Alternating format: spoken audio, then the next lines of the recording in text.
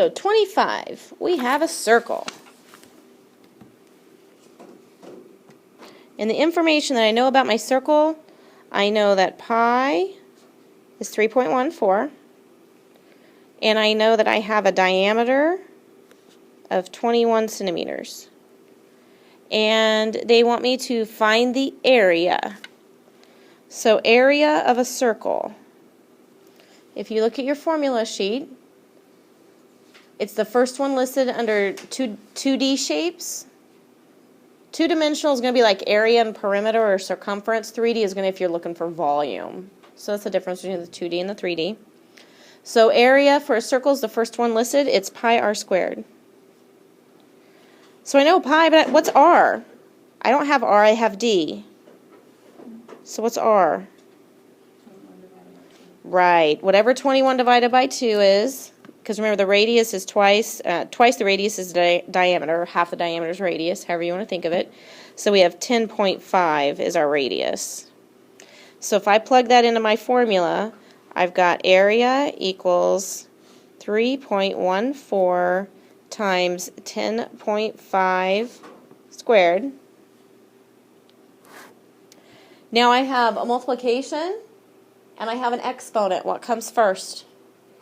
Exponent or multiplication?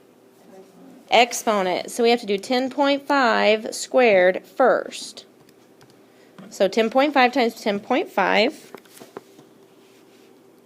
So I have 3.14 times 110.25. And one final multiplication.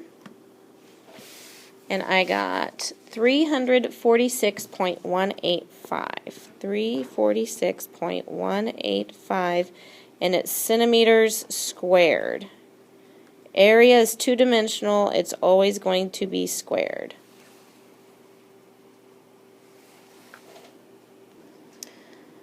So 27. I have, it says find the volume. And I have 7.7, 6.9, and 3.3 is the information they give me. I have a volume of, are we talking about a sphere, a rectangular solid, a right circular cone, or a right circular cylinder? Which one of these do you think matches that description? That is a rectangular solid because all the sides are rectangles. So it looks like the volume for that is length times width times height. So what are we going to do with the three dimensions that they gave us? We're just going to multiply them all together. Doesn't matter which one we call the length, which one we call the height or the width. Doesn't matter. Because what if this block was sitting on its side? Well, because we're multiplying all three of them, you guys know that multiplication, it doesn't matter what order you multiply things in. So yeah, you can write them in any order that you want. Don't get caught up in which one's the length, which one's the height, which one's the width. It doesn't matter. Just multiply all of them together. So it's going to give us 7.7 times 6.9 times 3.3, and that equals 175.329. And that is centimeters cubed.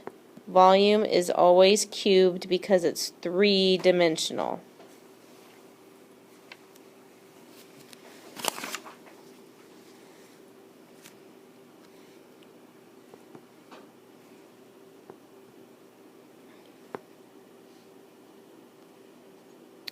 And then 29 says find the missing angle measures. And it's a triangle, and we know two of the three angles. Now, on here, if we look at triangle, they give us three things. Area is half base height, sum of angle measures equals 180, and Pythagorean theorem, a squared plus b squared equals c squared. Which one of those applies to this problem? It says find the missing angle measure, and they give us two of the three. We have to find the missing piece. So the key is on this formula sheet. The sum of the angle measures is 180 degrees. So if the sum is 180 degrees and we know two of the three, then we can simply add them together, which would be 20 and 122, so that's 142, and then subtract that from what we know the total is.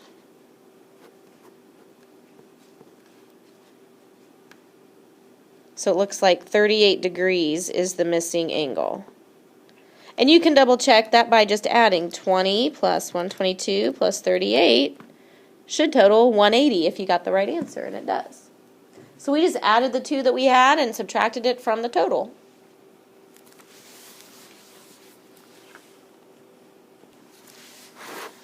Okay, let's look at, we'll look at 31 and then 33.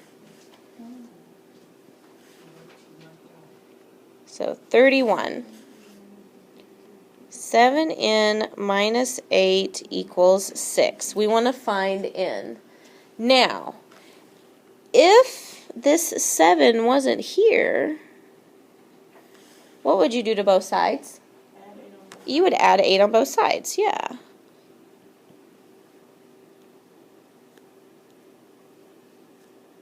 And we would get n equals 14. But it's not just n, it's 7n. So this is actually a two-step equation. This is combining the one-step addition subtraction problems with the one-step multiplication division problems. And so you can do these. You just have to do one step at a time. It's a two-step equation. So the first thing we did is added 8 to both sides. Now we have 7n equals 18. What would you do now? Because we don't want 7n, we want just n. So how would we undo a multiplication of 7? Divide by 7, yeah. And so that gets us n equals 2. So because we didn't get to practice a lot of these, let's go ahead and do 32.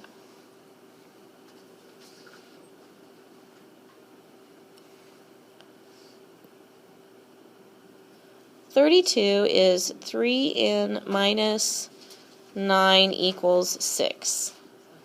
So what would I do first on this one? I have a 3 and a minus 9. Which one do you think we do first?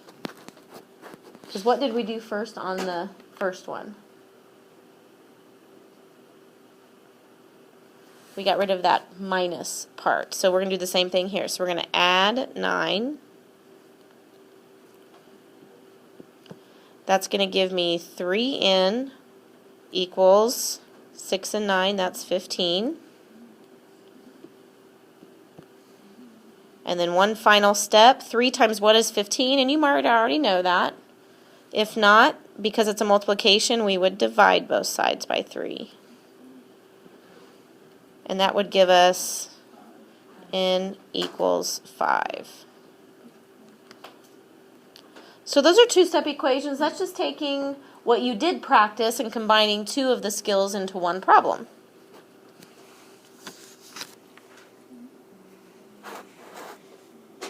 (33) is similar, where it's still an equation that we have to solve, but what's different about this problem that we didn't see in the previous problem?